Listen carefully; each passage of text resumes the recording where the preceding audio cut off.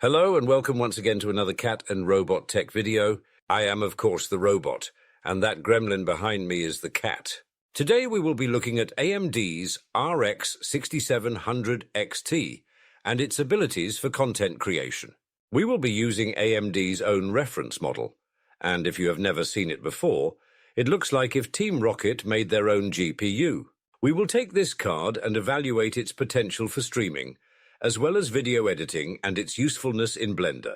Of course, Saya is a VTuber, so we will be running a VTuber program alongside OBS. Both the VTuber program and OBS will take a good bit of our gaming performance away, but if you are not a VTuber, you will be able to get a better performance out of the 6700 XT or run games on higher settings while streaming. The RX 6700 XT is a 12 gigabyte card that came out in 2021. And it was absolutely shit on for its launch. Pretty disappointing for just the amount of money. It's completely absurd how little of that went into the video card itself. This is an extremely standard design. There's zero special about this design. Following a GPU shortage, pandemic prices, and overall greed, the 6700 XT was announced at an MSRP of $479. Yet as time has gone on and its price has dropped, this card has become more and more favorably viewed. Sadly, it is no longer being made, and stock to buy it new is all but dried up, but you can still purchase it off of the used market. When it was still able to be bought new, it went for around $300, alongside its slightly younger brother, the 6750 XT. And you know I cannot go a video without mentioning the Intel Arc B580, having a better ray tracing performance. There, good. I just had to make sure I mentioned the Battle Mage at least once in this video. Accompanying our 6700 XT, we have the Ryzen 5800X with 32 gigabytes of DDR4 RAM, running at 3200 MHz. All of this is packed in a tiny lunchbox build. Because of this, temps can run a bit higher than they otherwise would. And our CPU cooler is tiny and ugly like the cat. Yeah, that's right. I did not forget what you said about my mother last video.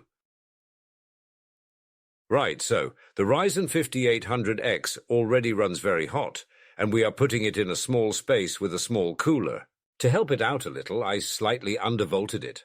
This will help it stay cooler and won't take away much performance. At any rate, any performance we do lose will be better than the CPU thermal throttling. It should also be mentioned that for these benchmarks, we will be playing at 1440p. If you want to see more on this build and how it performs at 1440p without streaming, you can check out my original video featuring it. I would recommend it. It is very informative if I do say so myself. I had a lot of issues with these tests. Between balancing out our game performance and VTuber performance, to the stream's performance, there are just too many different settings to test between. Changing in-game settings and OBS settings and finding the perfect balance of what is acceptable can also be subjective. What some may find acceptable, others will not. Because of this, I will try my best. But it should be noted, you may be able to get better performance and looks by slightly tweaking settings, but there is just too much ground to cover here for matching the perfect settings for this benchmark video, especially in 1 week's time. So consider this video a rough estimate for how the 6700 XT can perform with streaming and content creation. It should be noted that while we will be playing games at 1440p, our stream will be outputting at 1080p, since that is the norm for streaming. We will also not be downscaling our stream. We will be streaming in 1080p as our base resolution, and our stream output will also be at 1080p. With all of that out of the way, let's get to the benchmarks.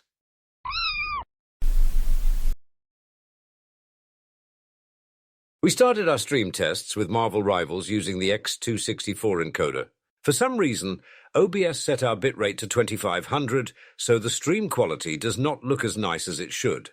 But regardless of the look of the stream or the bitrate, seeing the performance of our 6700 XT here with this encoder is still helpful. So bitrate aside, you can see that our GPU struggles on the medium preset, and so does the VTuber program. So I would not recommend. We also have global illumination and reflection quality off and FSR set to quality.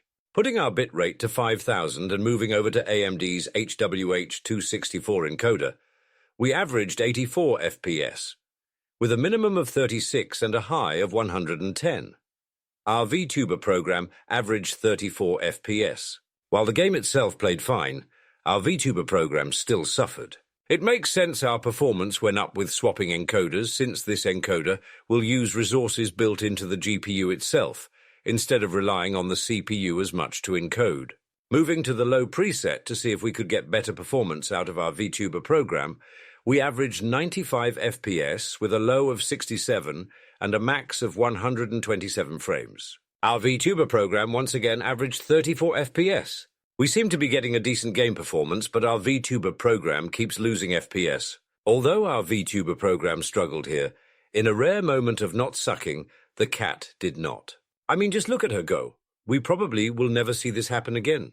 And 5000 bits certainly does look a lot better than 2500, but it could be better. And still, our vtuber program is losing a lot of frames. In an attempt to fix this, we will cap our frames to 60. Luckily for us, Marvel Rivals allows us to do this in-game. Lucky because AMD's own frame cap option in the Adrenaline software did not work. Once we capped the FPS to 60, we averaged 60 FPS with a low of 39 and a max of 61. And our vtuber program averaged 60 FPS. Very nice. But still, I wanted a better stream quality, so once again, we will up the bit rate, this time to 6000. We will also make sure our preset under this encoder is set to quality. And this time we did get a better stream, and we still averaged 60 FPS for the game itself and our vtuber program. And as I mentioned in the intro, if you are not a vtuber, you will be able to gain more performance and not worry about balancing your streamed gameplay and vtuber program. However, even if you are not a vtuber, most streamers are multitasking with a lot going on in the background, so seeing how this GPU handles many tasks while streaming can be helpful. I like to think so anyways. It should also be noted that besides your GPU, the program can add more stress to your CPU, so keep that in mind. But in my opinion, we did get a streamable performance with our 6700 XT, albeit capped at 60 FPS. But while this may be fine for some, not all would find this acceptable, and as always, that is fair. So feel free to make your own judgments here. This video is not a guide on what to do or what to buy. It is just a helpful video to show how our Team Rocket GPU can perform with content creation. Finally, we can test Grand Theft Auto 5 and its new enhanced graphics. Running again with AMD's own encoder and the bitrate set to 5000, we started out on the very high preset for the game. The stream looked fairly pixelated, although some parts were smoother than others. With these settings, we averaged 81 FPS with a minimum of 61 and a max frame rate of 116. Our vtuber program suffered, only averaging 27 FPS. Not great, but the testing must go on. And there would be no point to try out the new settings if we do not try GTA with ray tracing. On the high RT preset, we averaged 82 FPS, with a minimum of 1 whole FPS and max of 100. But not surprisingly, our vtuber program still struggled, averaging 29 FPS. Keeping to the high RT preset and capping GTA to 60 FPS, we ran both GTA and the vtuber program at an average of 60 FPS. Overall, that is not a bad performance, but what happens if we uncap the FPS again and lower the settings? Running on the high preset with uncapped frames, we averaged 104 FPS, with a minimum of 81 and a maximum of 122. And our vtuber program averaged 43 FPS, so it was better off, but there was still some stutters. But even though we know capping FPS will help our vtuber program, I was still not happy with the stream's performance. Going back to the RT high preset with capped FPS and moving to 6000 bitrate and changing the downscaler filter from bilinear to Lanczos, we did get a better stream, but still not perfect. Although we should not have had to change the downscale filter because we are recording at 1080 and our output is also 1080p, so there is a chance this had zero effect. Or maybe even made it worse, I don't know. This test is a mess. I am going to be honest. But on these settings and with our capped FPS, we still averaged 59 frames in-game and 60 with the vtuber program. But once again, I am still not fully happy with our stream's quality, so let's move away from AMD's encoder and try our X264 encoder. Continuing with a bitrate of 6000, we will try the RT High preset and a 60 FPS lock. Setting our CPU usage preset from very fast to medium, we got a much cleaner looking stream but at the cost of in-game performance. It should be noted that for our CPU usage presets in OBS for this encoder, the slower settings give better quality but increase the CPU usage, and faster is less quality and stress on the CPU. On these settings, we averaged 53 in game frames, and our vtuber program averaged 49. Not super great, I am going to be honest. So we will move our CPU usage preset to a little faster, moving it to the preset literally called faster. On the faster preset, our stream quality still looked better than it has with the AMD encoder, and we averaged 59 in-game FPS, with our vtuber program averaging around 60. Overall, our 6700 XT's performance was pretty good here, especially in ray tracing. However, AMD's stream encoder does leave a lot to be desired. And I am sorry if this is a lot of information or feels jumbled. For all of these benchmarks, I had to test so many different times with so many different settings, and I had to pick and choose what was relevant to include. So I am sorry if this video is a little more dry than my usual GPU reviews. There is just so much information to go over, it's hard to include anything else. For Minecraft, we had to test once, using both encoders because it was so pixely with AMD's encoder. Using 5000 bits, I do not think it should be this bad, but there it is. Perhaps I am just spoiled from NVIDIA's stream encoders, but OBS gave me no indicators that the stream was dropping FPS or bitrate, so we should have a nice-looking stream here. But we just don't. Perhaps the 6700 XT just does not like the color green? That is NVIDIA's color after all. Right, well, stream quality aside, we averaged 117 FPS, with a minimum of 101 and a max of 120, and our vtuber program averaged 60 FPS. And I kept the settings as the default that Minecraft started us out on. So it was a solid performance, but stream-wise, the stream looked awful. Moving from AMD's encoder and swapping to the X264 encoder, it did look a good deal better but still had some issues. But it was an improvement, and our in-game performance remained about the same.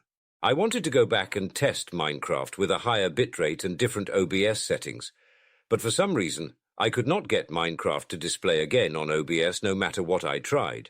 So we will have to accept these benchmarks as they are and move on. For what it's worth, I think with a higher bitrate and different OBS settings, you can get a better streamable experience here.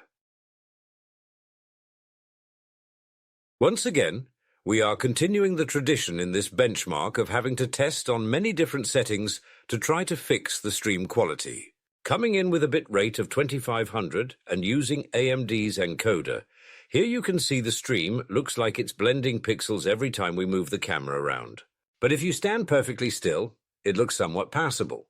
I will not even bother telling you how our system performed on these settings because the stream looked so awful, it just does not matter. Moving to a bit rate of 5000 and continuing with the AMD encoder, we can actually use this benchmark. Running the game on the medium preset, which is 5 out of 10 on the graphics slider, we averaged 74 FPS flying around in the main expansion city, with a minimum of 27 and a max of 174. And our vtuber program averaged around 60. But once again, we were losing pixels when we quickly moved the camera around, albeit not as bad as it was with the 2500 bitrate stream. I will say, though, I have not seen the city this crowded in a long time, and the amount of people around will affect our performance, so your results may vary in terms of FPS. Leaving the city and heading outside, we averaged 166 FPS with a minimum of 72 and a max of 229. And our vtuber program stayed around its cap of 60 frames. Heading over to try out the newest raid, we averaged 54 FPS with a low of 32 and a max of 104, and our vtuber program still averaged around 60 FPS. It should be noted here that WoW is very poorly optimized and more of a CPU-reliant game, but our GPU still matters here. Since raid performance can change drastically depending on the fight and raid, I wanted to try one more raid. Unfortunately for the cat, this took 30 minutes just to do one boss, since apparently every tank went on vacation at the same time. After sitting around for 15 minutes waiting on another tank, Saya turned her whole raid group into a bunch of corgis. How very exciting. Sitting around and hanging out with the corgis, we averaged 126 FPS. Such amazing performance, this should be the new zooming into a rock test. And during the actual boss fight itself, after deciding to try it with one tank down, we averaged 63 FPS, with a minimum of 32 and a max of 123. And our vtuber program averaged around 60 once more. Overall, we had an unimpressive performance here, and our stream quality still left room to be desired. Moving our bitrate once more to 6000, and making sure our AMD encoder is set to quality, we averaged 69 FPS around the city. Nice. With a low of 33 and a max of 140. And outside of the city, we averaged 189 FPS with a minimum of 122 and a max of 302. And in both cases, our vtuber program averaged around 60 FPS again. And our stream certainly looked more presentable. Yet once again, how can we be sure if we do not zoom into a rock? So zooming into a rock on these settings, we have a huge spike in FPS, and the rock does not even look pixely. Finally, some good news. For Counter-Strike 2, we put the game on its low preset with FSR set to balanced. And for our stream, we ran at a bit rate of 5000 with AMD's encoder.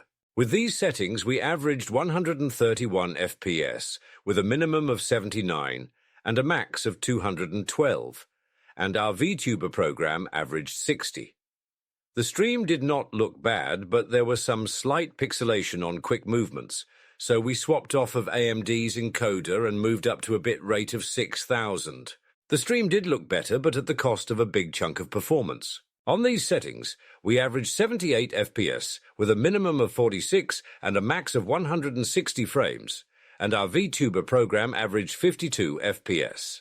There is most certainly a more happy medium setting you can work out here between the stream's quality and settings versus in-game performance, but Saya hates this game and refused to test more. So we have no choice but to move on. We ran Fortnite on its medium preset, with view distance set to epic and with global illumination and reflection turned off. For our first stream, we tested at 5K bits and with AMD's encoder. The game looked okay at points, but suffered from a decent bit of pixelation overall. On these settings, we averaged 115 frames with a minimum of 51 and a max of 159. And our vtuber program averaged 57 FPS. Switching from AMD's encoder, we tested at a bitrate of 3000. As you can see here, this was not it. Any movement caused a sandstorm of pixels that would even cause Darude to blush. Moving our bitrate to 5K, however, did produce a far more desirable stream performance, but at the cost of in-game performance. We averaged 98 FPS with a minimum of 50 and a max of 132. Stream quality-wise, this kicked the AMD encoder's butt. For the most part, I tried to use the AMD encoder as much as I could for this video, especially if it produced okayish results, but in most cases you will get better stream quality by not using it. However, that can come at the cost of game performance, so keep that in mind. Rocket League is a fast action and fast-paced game, and as such it can suffer greatly from angry pixels. Since games are only 5 minutes long, I tested a bunch of different settings here, but I will spare you most of them. Surprisingly, though, the VODs of the streams look a lot nicer than some of the live streams actually did, so you will miss some of the pixelated joy. Still, though, you will see some pixels, so good for you. Running the game on its highest settings and using AMD's stream encoder and at 5000 bits, we averaged 187 FPS, with a low of 32 and a max of 294. And our vtuber program averaged 60 FPS. Moving our bitrate up to 6000, we... Wait, no, that is not right. Well, it looks like the bitrate defaulted back to 2500. Right, well, let's move on to the non-AMD encoder option and actually move our bitrate up to 6000. Here you can see our stream quality has improved a lot. But we did have to move some in-game settings down from their highest graphics to just their high graphics as to not lose too much performance. With these changes, we averaged 158 FPS with a minimum of 29 and a max of 294. Oh, right. And our VTuber program averaged 59 FPS. And for some reason, the camera tracking decided Saya was always squinting, or perhaps she was just concentrating very hard. Either way, you can find a decent mix of stream-to-game performance here, even if it's not perfect. Taking what I've learned from all the other benchmarks, for Helldivers 2, I immediately set the graphics to the low preset and capped the FPS to 60. We will ignore the fact that when I put the game to the medium preset while still in the ship, the VTuber program got around 12 to 17 FPS. Right, so on these settings, we had no issues playing or streaming Helldivers. We averaged 59 FPS with a minimum of 54. And our VTuber program averaged 60 FPS. Oh, right, for our stream we had a bitrate of 5000 and used AMD's encoder. There was some slight pixelation at parts, but the majority of the time the stream looked good. I know some may desire over 60 FPS here, but for streaming with a VTuber program and all things considered, it was a solid experience. And you most certainly can up the bitrate to 6000 or swap off from AMD's encoder to have a nicer looking stream. Overall, for our RX 6700 XT, democracy streams. For testing our RX 6700 XT with editing, I chose two popular free editors, and those are CapCut and DaVinci Resolve. We will start with CapCut, throwing together an amazing 30-minute edit of some of our benchmarks with random effects and filters and pictures. We can see how long our system takes to process this video. We will be using the H.264 codec at a frame rate of 60 FPS. And with these settings, it took 9 minutes and 35 seconds, which is not bad, but for reference, it took our B580 around 5 minutes and 40 seconds. I was expecting around the same time, so it's surprising to see our 6700 XT take so much longer.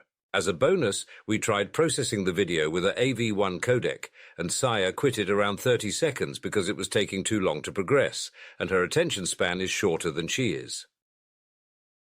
Moving over to DaVinci Resolve, we once again threw together a very nice edit with different overlaying videos and random pictures that totaled 30 minutes. Using the H.264 HyperDeck codec, it took 5 minutes and 48 seconds to process this video. Our CapCut video ended up almost double the file size of our DaVinci Resolve video, so perhaps we should try again using one of the other H.264 encoders that DaVinci offers. Trying out the H.264 master codec, it took even less time with a total processing time of 3 minutes of 4 seconds, and an even smaller file size. It should be noted that our CapCut video did have more effects by far, but that's because it includes so many fun ones. File size-wise, it came in at 3.05 gigabytes, while our first DaVinci video came in at 1.43 gigabytes. And our last DaVinci test came in at 165 megabytes. And while that does not have to do with our GPU, the cat thought it was interesting, and she writes the script. So here we are. All in all, not a bad showing for editing. For Blender, we will run through 3 different renders, Blender's own benchmark tool, and of course, Jiggly Pudding. I will let Saya review that last one because that is not a real test and the cat is easily entertained. For our first renders, we ran into a few issues, and that was that the render was mostly broken and showing up as pink. As you can see here, it should not look like this. For an example, this is what it should look like. Our second render test was also coming in pink and missing many desks. Restarting Blender and actually unpacking our Blender files, we got actual working renders. Amazing how that works. For our first test, we have this nice villa in Barcelona. This render took our 6700 XT 1 minute and 32 seconds to complete. For reference, our B580 took around 57 seconds to complete this. And for the classroom render, it took us 48 seconds. And again, for reference, it took the Battle Mage 43 seconds. Moving on to a nice barbershop, our 6700 XT took 3 minutes and 42 seconds to complete the render. And for this render, our B580 took 5 minutes and 21 seconds to complete.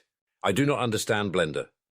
Moving to Blender's own benchmark tool, where it runs 3 renders and adds the scores together, our score did not want to submit and kept having errors. But still, we can add together our three scores and see how they compare to the average scores of all the RX 6700 XTs who completed this benchmark. And our GPU scored 1,568. Here we can see our card is just below average. Our B580 was the same, below average. I guess the silicon lottery is never in our favor. And you know what? I blame Saya. Well, we can still see what GPUs are above or around our 6700 XT's performance. And looking at the front page and top of the list, you can see how much higher-end GPUs score. Only a little higher than our score. Okay, I cannot even be sarcastic. So many GPUs crush our card here.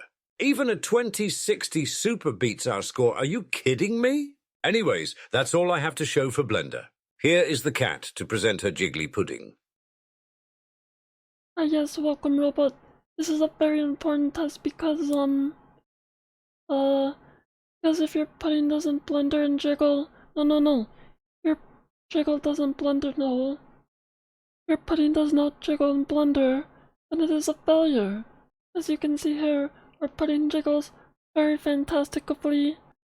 And what that tells us about this GPU is, you see blender, jiggly pudding. Jiggle, jiggle, jiggle, jiggle, jiggle.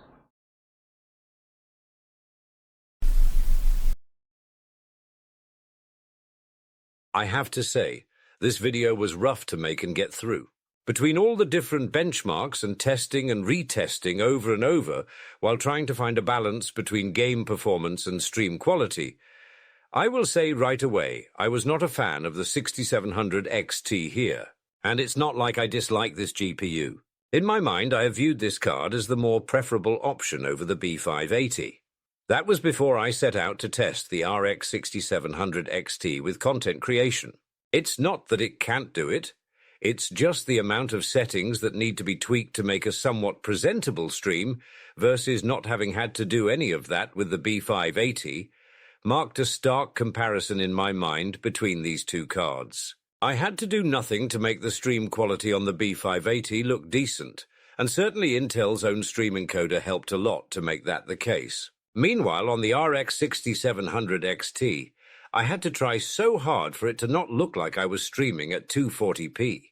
And from a point of making this video, I had a hard time writing and balancing the amount of information in this video while trying not to over-explain every OBS setting and what they do and why I changed it. And in many ways, it was hard to see if some of the setting changes in fact changed anything or mattered. I had to stop several times while writing the script and go back and change everything I put to make it more accessible and not so bogged down. Out of 6 different GPUs the cat has streamed with, only the RX 6700 XT has given her so many issues. It was just genuinely a frustrating experience. And maybe that's the takeaway here after all is said and done. But again, it's not like this GPU cannot stream. So yes, you can stream with this GPU, but in many cases it will be far from a plug-and-play experience. But it will depend on your game and your own personal preferences for what you consider satisfactory. You will also need a decent internet connection because anything under 6,000 bits, you may deal with less than ideal pixelation with the card's stream encoders. There is very much a reason why most who stream pick NVIDIA, and I think our 6700 XT here really highlights why. For streaming, NVIDIA's encoders are just built different. With this GPU, I am sure others may have better luck right away, and there is a big difference of playing one game at a time and casually switching settings until you find your preference, versus what we did here of chaining game after game with hours of tweaking settings just to see the stream look like we were playing Roblox on a toaster oven, and then having to formulate a coherent script talking about it. As you can imagine, the cat grew very frustrated, and perhaps that shows in the script. There was less witty banter here or silly jokes and more of just trying to get through these tests. Overall, I still like this GPU, I think, for what it is, and if you can find it for a good deal on the used market, you can still use it for content creation. But if you are serious about streaming, go with NVIDIA and their streaming coders. And after making this type of video with both the B580 and this GPU, I have to say if you want to make content and are deciding between the two, the B580 has my recommendation. Of course, you may get different results at 1080p, And some may even be mad or confused that we tested only at 1440p. And for those people, all I have to say is, thank you for watching and make sure to like and subscribe. Thank you all so much for watching. I'm sorry if this video wasn't as fun as normal. It was very frustrating. But thanks for watching and making it this far in the video. Bye bye. Oh, jiggly pudding.